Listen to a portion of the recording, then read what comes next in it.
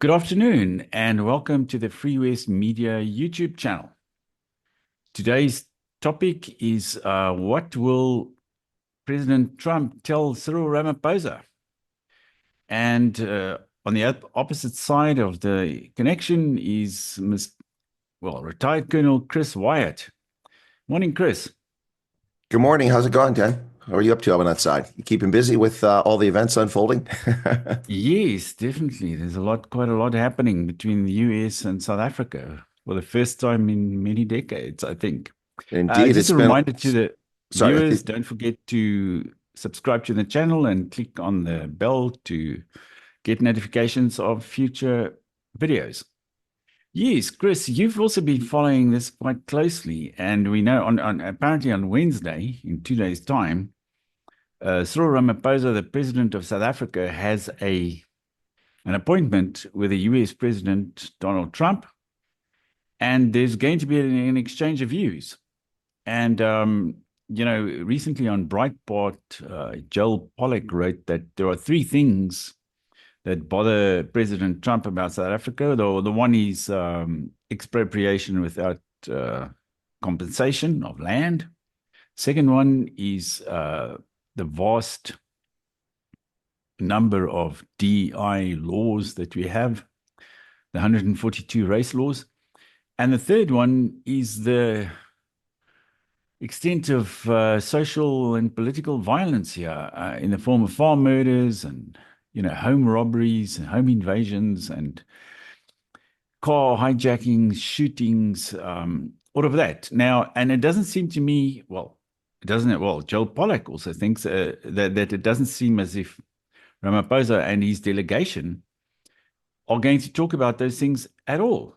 That they're just going to harper on the notion that there's been misinformation about South Africa and the US should actually just retune their message or their understanding of what's going on in South Africa. Is that your impression as well?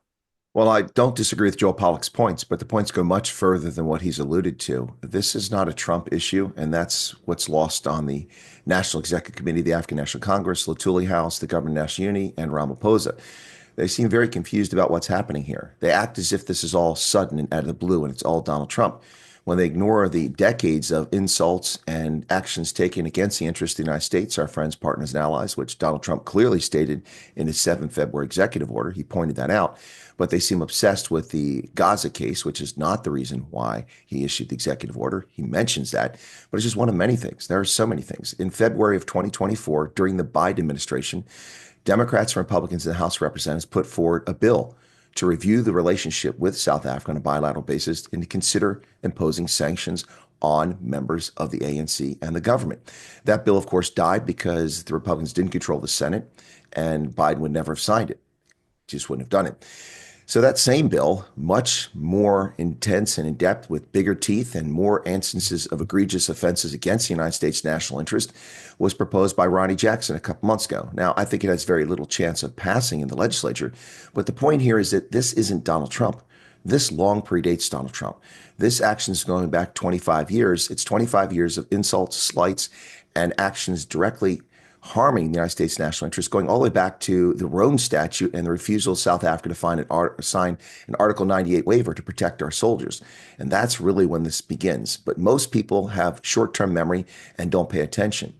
Does the South African government think that DC has forgotten that they gave visas to Bashir when he was wanted by the ICC and South Africa was a signatory to it? I'm not saying that their arrest warrant was legitimate because Sudan's not a signatory, but the actions of the South African government were atrocious, particularly when you juxtapose it against them twice denying a visa to the Dalai Lama so he could not attend a racism conference in South Africa. Can you believe that nonsense? Do they think we've forgotten that? No. They think we've forgotten that they denied the Dalai Lama a visa to come to South Africa so he could celebrate the birthday of Archbishop Desmond Tutu. This is a long, long train of offenses against the United States and the international community that DC hasn't forgotten. It's just that we finally have a president that's taking notice of this and saying something about it. In his first term, Trump made a tentative effort to say something South African, but was distracted by the illegitimate impeachment trials that went on when he did nothing wrong, the political effort to get rid of Trump. And that distracted from U.S. foreign policy immensely. But now Trump is a survivor of 2 assassination attempts that we publicly know about, including having been shot in the head. He's 78 years old. He's moving with alacrity, and he's taking no prisoners. He's tired of the nonsense. I think that Ramaphosa is going to be arrogant and misread the room because they're not reading the room. I mean, Dan, listen, this nonsense recently where they said, well, the NEC said we should send a white Afrikaner to be the ambassador. Now, people on the NEC openly said, well, we shouldn't cave to Trump's racism. Excuse me? You're the racist. Trump doesn't care if your ambassador is white or brown or black. He cares that the person is empowered to speak for the president of the republic and can get things done and will ameliorate the relationship. These own goals, the rushing to get Ibrahim Rasool accredited in D.C. while Biden was still president, was seen as a slight by the Trump administration to get him in place. And then the follow-up by Rasool making no effort to communicate to Trump and call for a meeting as he came in office to explain why he rushed to D.C. is another own goal. Then Ramaphosa's State of the Nation address, we will not be bullied. The U.S. took no action against South Africa. It's our money, our aid. We suspended it globally for 90 days. And then South Africa chose to whine about it. And then they got suspended permanently, at least for the foreseeable future. So there's a lot of own goals here. This is not simply about the 3 things that Joel Pollak talked about. I could go on and on about training Chinese Liberation Army fighter pilots with U.S. and NATO pilots at training academies in South Africa. The list, it goes on and on. And Ramaphosa is not reading the room. And this is not going to go very well. I've made videos. I know the ANC watches my content. I've tried to express that they need to pay attention to what's going on, but they're hard-headed. And unfortunately, this is going to go very badly for South Africans. But it also seems to me as if, the ANC is stuck in a time warp. First of all, they think that, we're back in the 1980s and there's a kind of, there's this huge kind of politically correct insistence still on racism and, white guilt and the guilt of colonialism and apartheid and so on.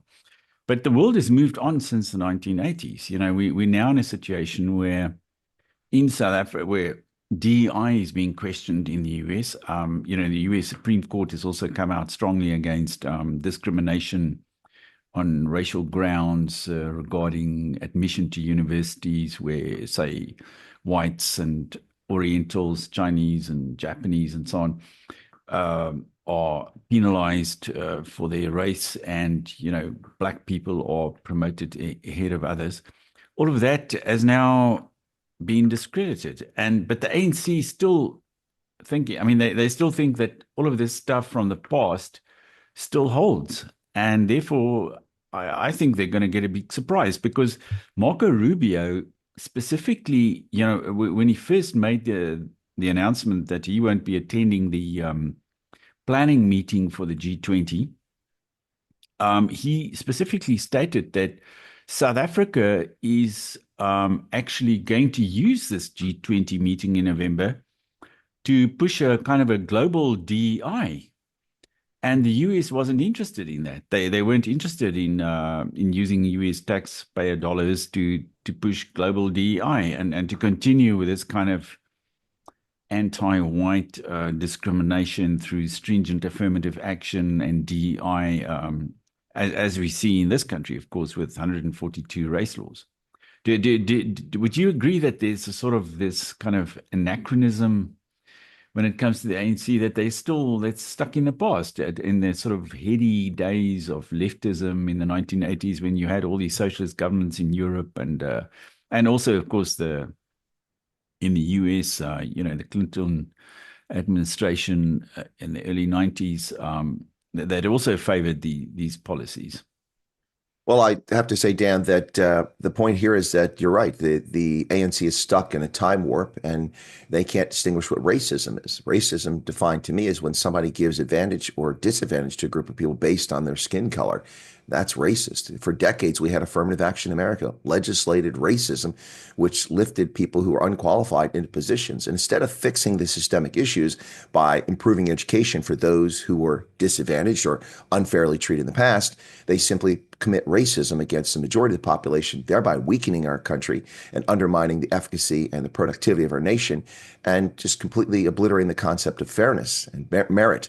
Now, That happened in the US for decades and it was tolerated, and I found it very disgusting. In fact, I was a victim of it on a couple occasions in the US Army, where my promotion, not mine, but everyone's promotion, was held up for months on end over false claims from the Clinton administration that not enough women and minorities have been promoted. Well, what's enough? I mean, the women are only 12% of the Army. We're supposed to have a higher percentage than that, and they actually met that and exceeded. And when they actually looked at the statistics, they found out that with my promotion board, just by happenstance, the percentage of women and minorities was 10 to 12% higher than the previous 3-year average. Yet I lost 9 months of pay and time and grade and rank, and people came in the Army a year after me, were promoted just days after me because of that stupid racist nonsense. And that's just wrong. So affirmative action was racist, and it's been obliterated in America. But the ANC is hardly alone. Europe is still leftist. The UK, Ireland, France, Germany have allowed themselves to be flooded with people who refuse to assimilate and accept their nation's cultural norms and are demanding Sharia law and are imposing Sharia law in the United Kingdom and in France. It is out of control. If people want to practice these things, they have homelands they can practice them in. There's nothing wrong with assimilating to a culture, but this is not the norm now. And it's a real problem. So the ANC is stuck in the past, but I would say they're far from alone. That's still the prevailing attitude in much of the world. And I would argue that the United States was on the precipice of heading down the complete path of destruction that South Africa is headed to right now. But on November 5th, we saved America, and we may have just saved the world. I'm hoping that's the case.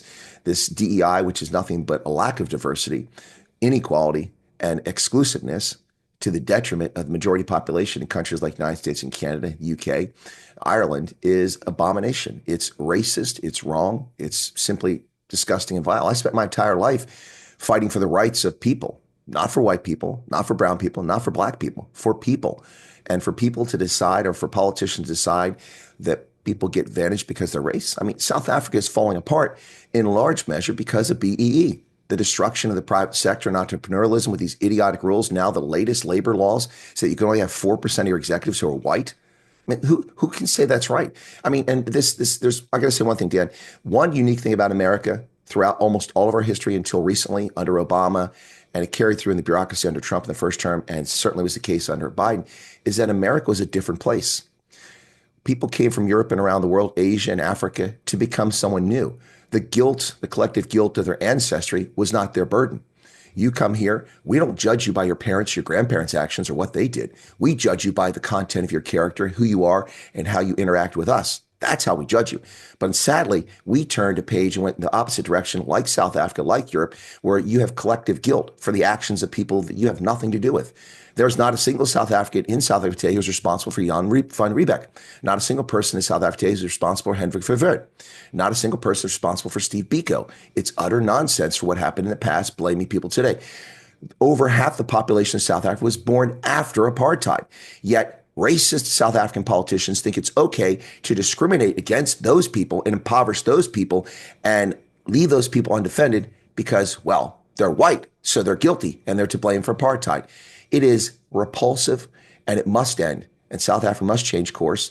And if they don't come with something tangible to offer to Trump, this is going to go very, very badly on Wednesday. Yes, and John Steenhuisen seems to be playing the role of the token white in this whole affair because they've roped him in, the leader of the opposition, to come along on this trip to the US to speak to Trump. But to my mind, it's not really going to work. Everybody understands why they've brought him along to put on this show of unity, whereas in fact in South Africa, there's hardly any unity. There's so much internecine squabbling between the various ethnic groups in the country, and so many issues around the land and culture, language, ethnicity, and of course affirmative action. And I think most white people, most minorities, most Indians, colors, and white people, because the affirmative action also discriminates against coloreds and Indians. They all agree that affirmative action should end, that we've had enough of it now for 30 years, and it's also led to incompetent people being placed in positions of power and influence, as in the ESCOM case and very many others. So Well, do you think John Steenhuisen would be able to make any difference during the meeting with Trump? Or would you agree with me that he's probably going to be seen as a token white? We had token blacks in the past, but now we've got token whites put forward by the ANC. Well, I think that John Steenhuisen finds himself in a very difficult position of his own making. He has to answer to two different bosses. He's got one mistress and another lover, and his lover is the ANC presidency. Because he's a member of cabinet, he has to answer the president. He has to take his direction and go from there. But that is juxtaposed against his position as leader of the Democratic Alliance. The two are incompatible. You can't be the leader of a political party and be a member of the cabinet, answering to your constituents and to voters when you're also answering to the president. They are in conflict. The DA claimed, apparently illegitimately, because their actions since joining the GNU do not comport with their previous position. They claimed that they would draw a line in the sand for expropriation without compensation and Bella, and that these NHI, these things will never happen. But they're largely silent as these things become law and become implemented, further destroying South Africa's economy and its national unity. John Steenhuisen is in a very unenviable position. And my advice to him is go ahead and pay your ANC dues. You're Johnny boy. You are, Cyril's boy. Go ahead and become his boy fully and resign your position in the DA and let someone lead that party in the government national unity or in opposition, because the DA is crumbling as we speak. The thousands of people who've disavowed the DA since they joined the GNU and after their pathetic response to Bella and EWC has been legion. Now, to be fair to the DA, these are things passed by the previous parliament. But my point all along is the influence of the Democratic Alliance in the GNU is negligible. They can't move the needle with Ramaphosa because they didn't convince him to not sign Bella. He didn't have to sign it. They didn't convince him not to sign EWC. In fact, he surreptitiously signed it in December and didn't tell anybody, so the 30-day clock where members of parliament can oppose it in the court, the constitutional court, expired before he dramatically signed it at Davos when he'd already signed it 30 days prior. So the DA has zero influence with Ramaphosa, and Steenhuisen is just seen by those in the know as Cyril's boy, and that's what he is, busily running off. And there's nothing wrong with that. If he wants to be, doing what he's supposed to as the agriculture minister, that's his job. But it's completely diametrically opposed to what his role should be in the DA, and he should resign and let a leader step forward to lead the DA. But that's just my thought. Yeah, I tend to agree with you. The opposition in South Africa seems to be particularly weak. It's also intellectually and ideologically weak.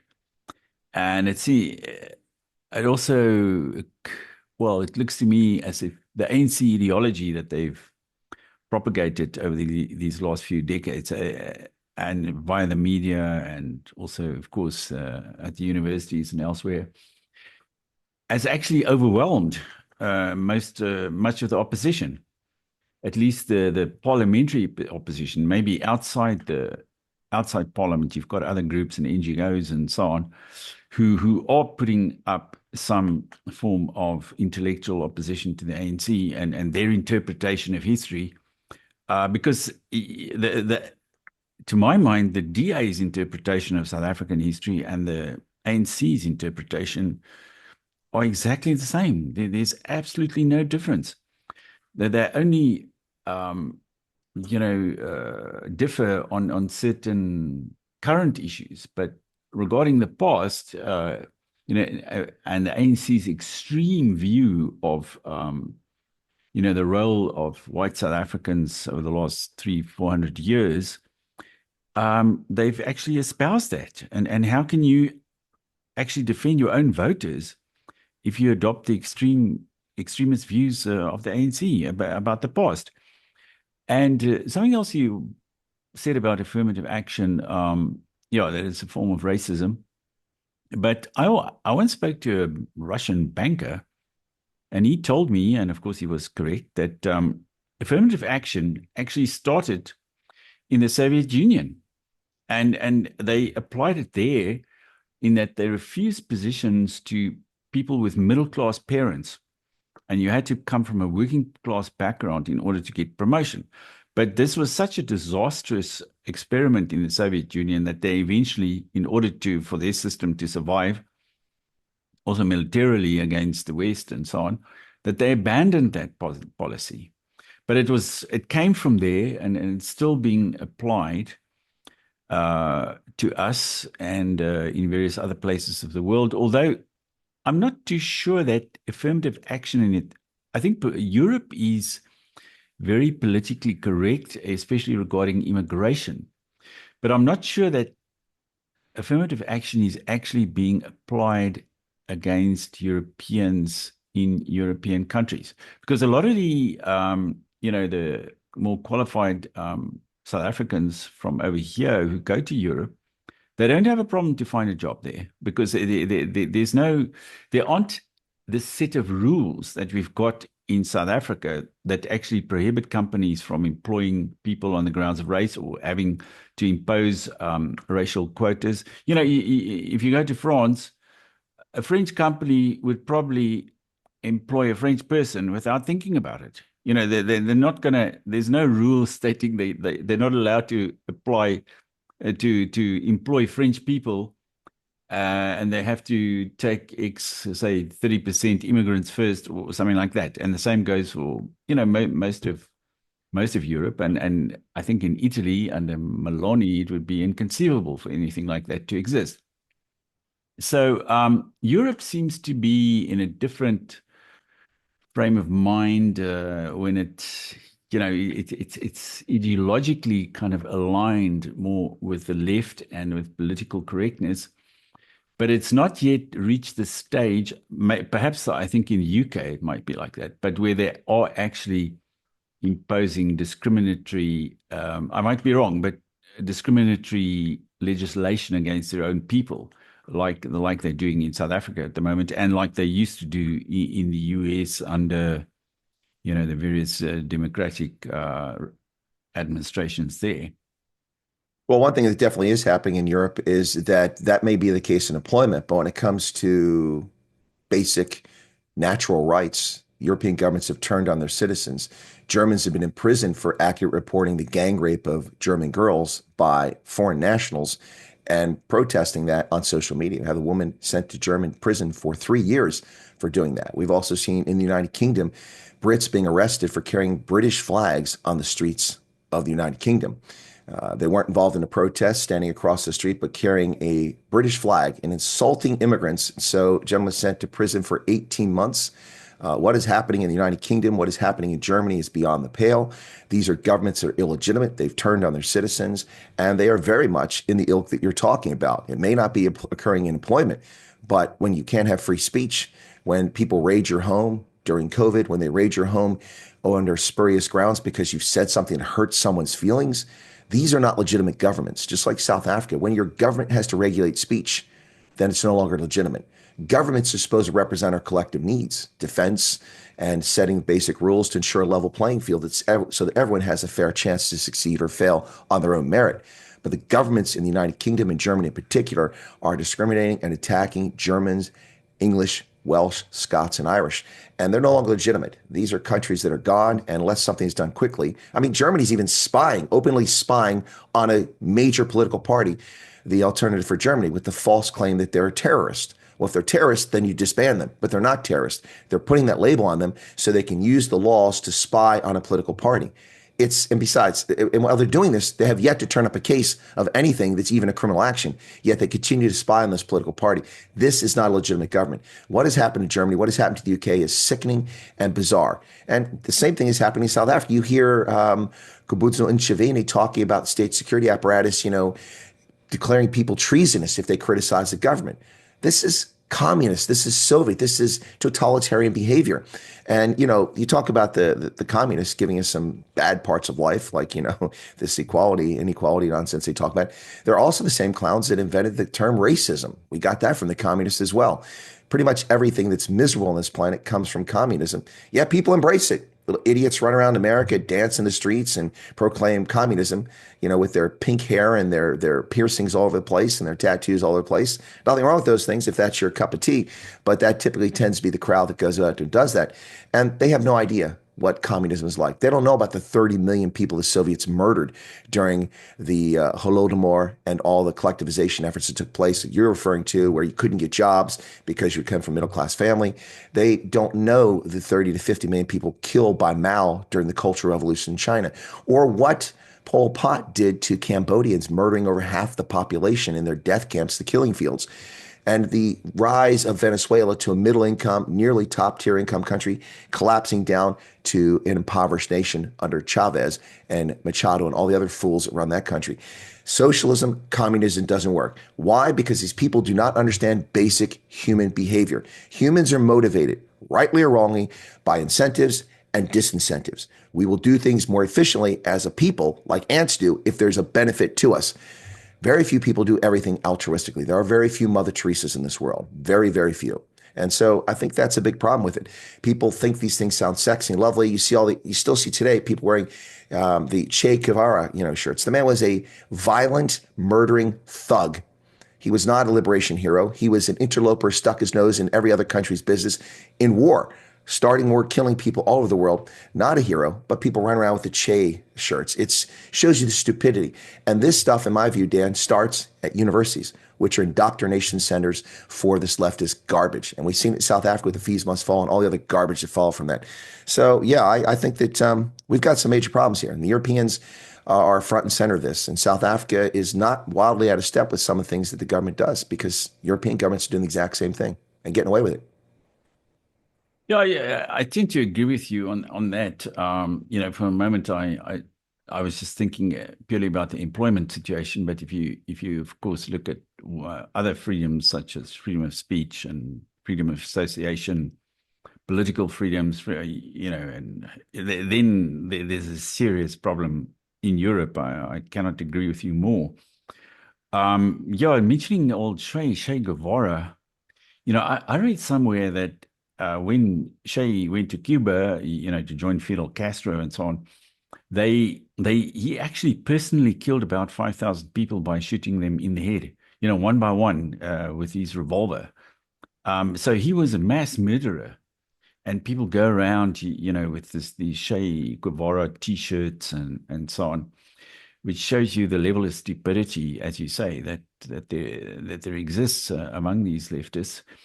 And I'm also quite worried about the level of knowledge left in South Africa concerning communism, because we used to be quite an anti-communist country, and about 30 to 40,000 East Europeans fled to South Africa during communism because we were seen as a beacon of freedom and hope in the world because we were anti-communist.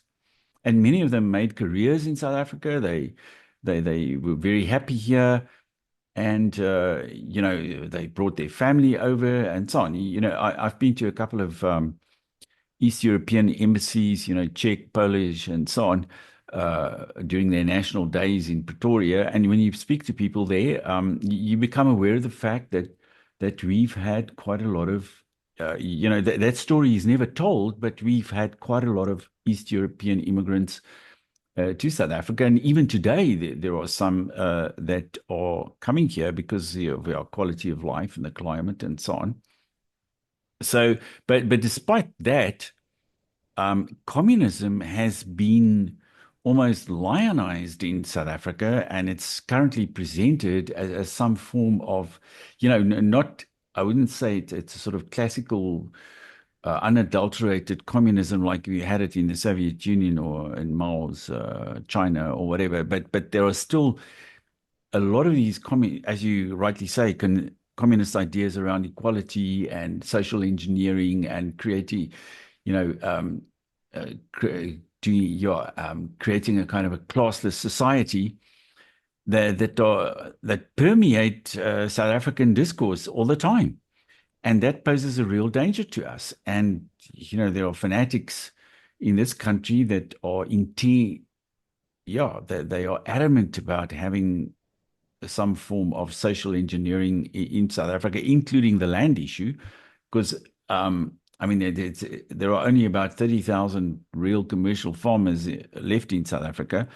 And the notion that millions of Black people should return to being kind of peasants farming, performing subsistence farming on the land is completely absurd. And very many Black commentators like Thabo Mbeki's brother, Moletsi Mbeki, has come out in the same vein saying that it's completely absurd to think that black South Africans who have been part of an industrial society for just about 100 years will now go back to being peasants, African peasants, in a kind of a pre-industrial subsistence mode. And, that precisely reminds one of Pol Pot, chasing people out of the cities and onto the land and killing people wearing glasses because they were supposedly the privileged caste. Yes, South Africa is a worrying example of a kind of communist anachronism, and of a kind of a resurgence of these discredited communist ideologies from the past. Well, the land issue is nothing but a passel of lies. The whole story of land in South Africa is distorted. The fact that it's still an issue is a clear point, in my view, that the African National Congress does not want the land issue settled because they use it as a cudgel to attack the minority population with lies and distortions about the history of South Africa.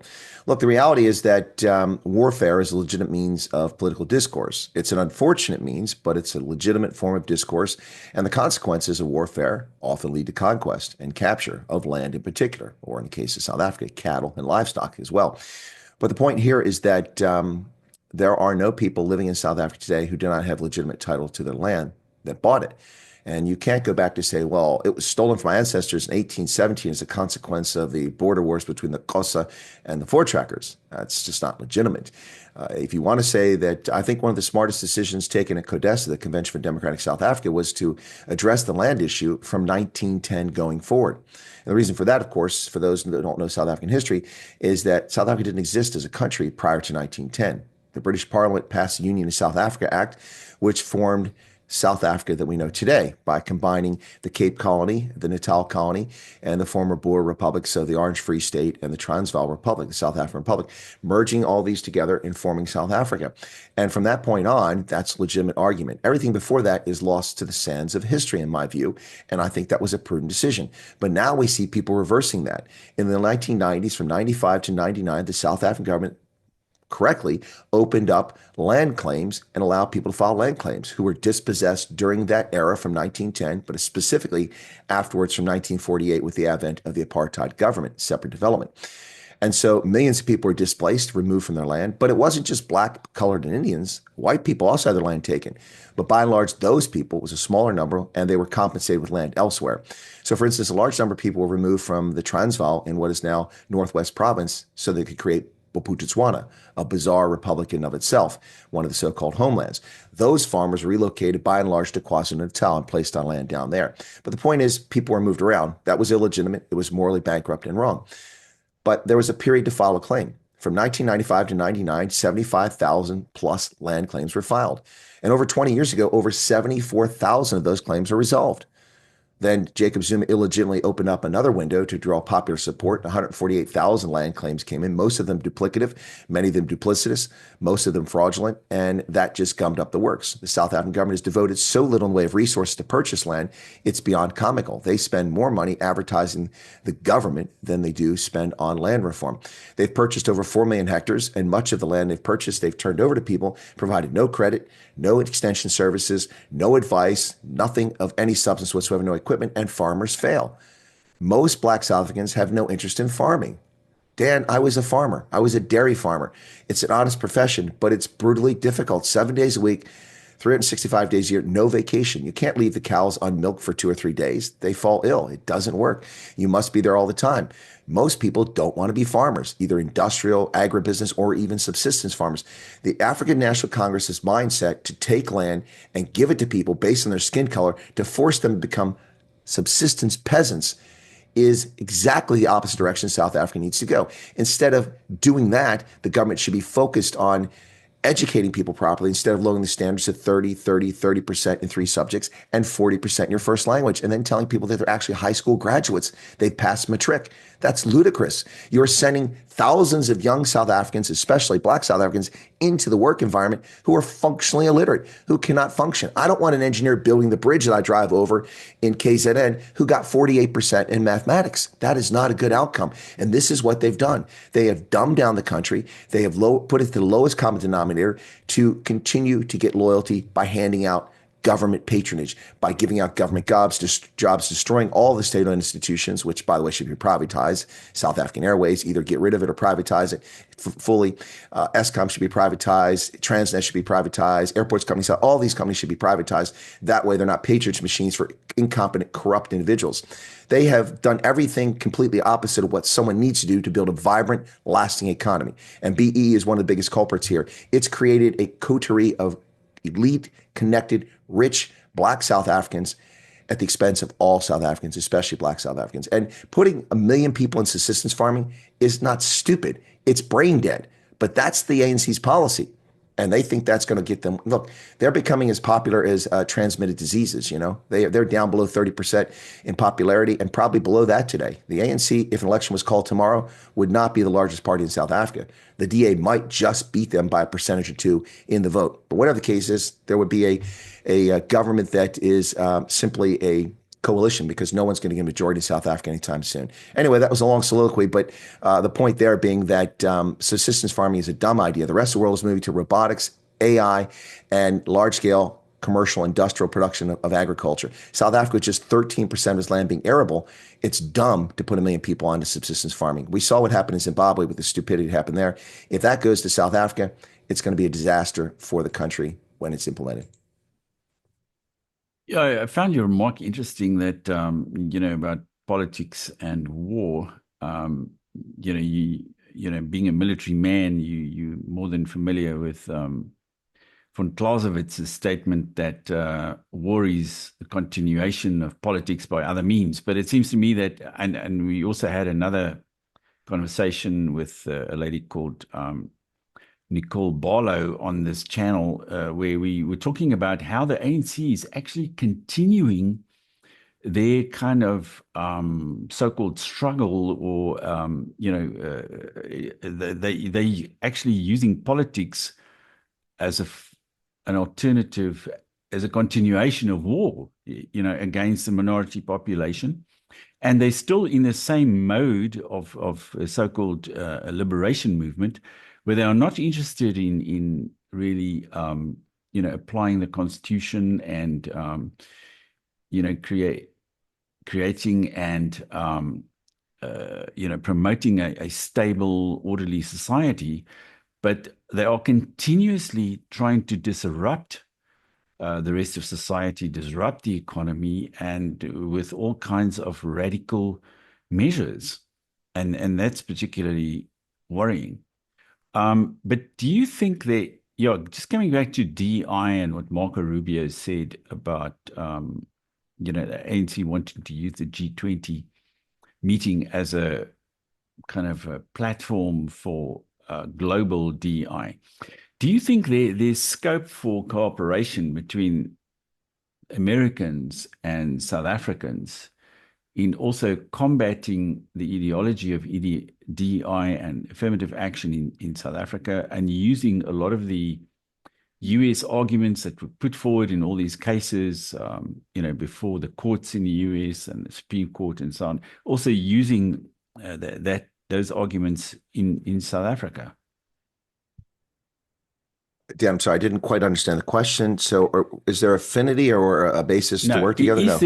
Is there some grounds for cooperation between the US and South Africans in putting forward cogent arguments against DI and affirmative action, using a lot of the work done in the US in the courts and in the Supreme Court and so on, and the research as well about the nefarious effects of affirmative action? Well, I think there's certainly a basis to do it, but I think there's no appetite. I mean, the opposition's been largely co-opted in South Africa, and the opposition that sits in the opposition benches is more radical than the government that's in place under the government of national unity. I mean, MK and EFF, their policies are wackadoodle, to say the very least.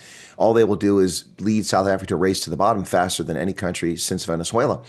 No, there's a basis for all this, but I mean, when you look at South Africa's presidency of the G20, which, by the way, is a group that I have a problem with. The larger you make a group, the less cohesive it is, the harder it is to reach decisions and actually achieve things. This is why the United Nations is worthless. When you have the General Assembly, you can never get 180 nations to agree on something. And if you do, it's not going to be something of any substance. The problem in South Africa, or not with South Africa, with the G20 is 20. It was the G7. I think that was enough. Now it's a G20. It's out of control. It accomplishes nothing. And if you look at what the slogan for this year's G20 presidency for South Africa, solidarity, equality, and sustainability. Seriously? Seriously. That's all leftist drivel right there. Solidarity? Well, why would we have solidarity? You don't even have to mention solidarity. We're supposed to work together. Equality? Well, if you have to mention equality, that must mean you're an unequal country. If you have to focus on equality, if you're FIFA and you have to go end racism all the time, well, then you must have a racism problem. You shouldn't have to remind people not to be racist.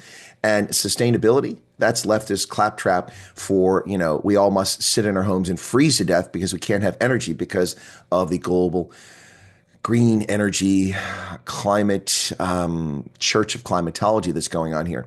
So that's all just a bunch of leftist claptrap. And that's one of the reasons why Marco Rubio and Trump has now given direction that we will not work with South Africa because of its policies. And so that's a real problem right now because the U.S. is no longer doing anything to work on the transfer of the presidency from South Africa to the U.S. It's ironic, Dan, that all of this comes to a head now when South Africa is the president of the G20 and they hand off not to France or to Canada, but to the United States.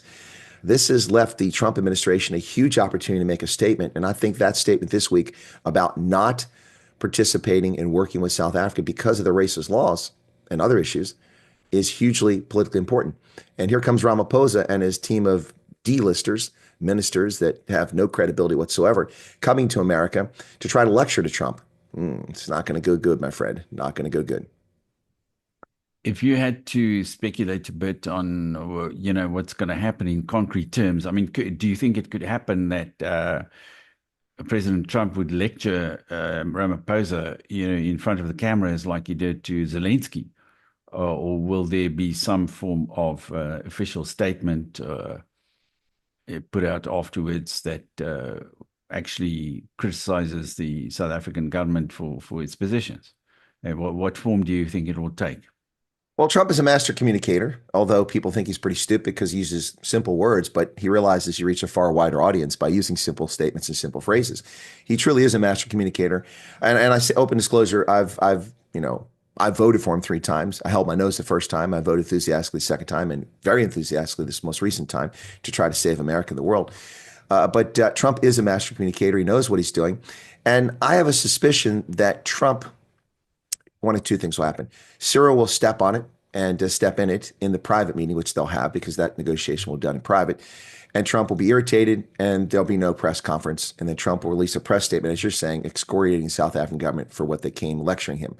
Or Trump will be super clever if Ramaphosa does that, and he'll just listen and negotiate, not get any progress, walk outside and let Ramaphosa step in it, and then just turn J.D. Vance on him like an attack dog, like a Rhodesian Ridgeback, or Trump will do it himself, to embarrass South Africa. I think that's a real possibility. I don't think that there's also the possibility they could make progress, but it's going to take concessions from South Africa. The U.S. has demanded nothing from South Africa to date. But that's over now. Also, I should point this out, Dan, unrelated to your question, but it's important before we wrap up today, is that Trump imposed this global reciprocal tariff things, and people are like, this is stupid. Well, they don't understand the point. Trump is the ultimate negotiator. He really is. Look at the peace he achieved with the Abraham Accords, which Biden scuppered and which the Hamas attacked Israel to end that between Saudi Arabia and Israel. But he achieved peace all over the world. He's a master negotiator. And the purpose of these tariffs is for leverage. When you're the big bully on the block, when everyone needs your economy to buy their things, then you can make them come calling. And that's what Trump has done because America has been in a very negative position around the world because our politicians have led us in that position. Our generosity is legion and we get crapped on by everybody. The Europeans, for example, the European Union has a 10% tariff on our automobile imports. We charge 2.5% for their cars.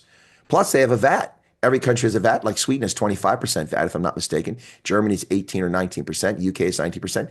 So that increases the cost of a car significantly that we ship to Europe. And they ship it in for 2.5%. Now, some states have sales tax, some don't, but that's a different story. So it's really unfortunate what's going to happen here, but I don't think it's going to go very well for Cyril Ramaphosa and his team of D-listers, ministers he's taking with him. I mean, Trump is also upset about the corruption, and who's going with him? Nshiveni Kumbutsu, and she's accused of all kinds of corruption that's been yet to be resolved. And you really think that, not you, Dan, but does the audience really think that sending somebody accused of such massive, pervasive corruption, whether she's innocent or guilty isn't germane, accused of it, to Washington to be the person, and also the person who this week said that they're going to prosecute people for criticizing the government? Just, did they really think that Trump is going to buy into this? Did they think he's that uninformed? Listen, I wrote for the President of the United States as an intelligence officer at the Defense Intelligence Agency several times. I know the process involved to get intelligence before the President of the United States. The presidents that we have are, even Biden, are not that stupid. I mean, they get briefings by top intelligence officials who are very well informed about what's happening around the world, including what's happening in South Africa. He's not influenced by Elon Musk. That's not why this happened. I mean, I was asked a question by BizNews. Do I think that the dispute between the U.S. and South Africa is because of Starlink not getting a license in South Africa? And while I appreciate the question, I think it was posed to give me a chance to refute it.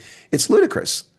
This predates Starlink and has nothing to do with Elon Musk. If people think that the United States is angry in South Africa because Elon Musk can't get a license to operate Starlink, which is going to earn his company a few millions of dollars at most, they really don't understand geopolitics.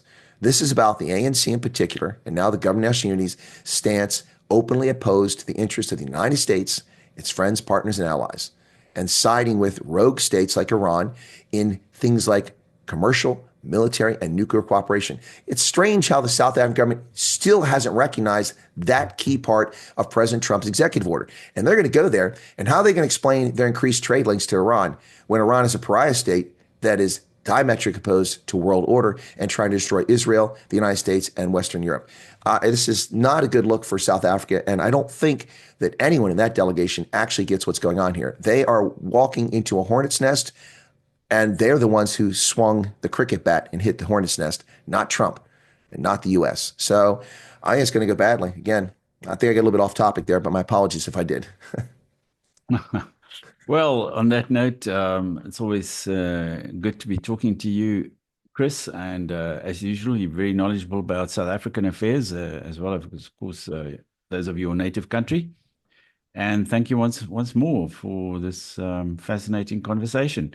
And to the viewers out there, if you watched up to now, don't forget to subscribe to the channel, and we look forward to seeing you again. Goodbye.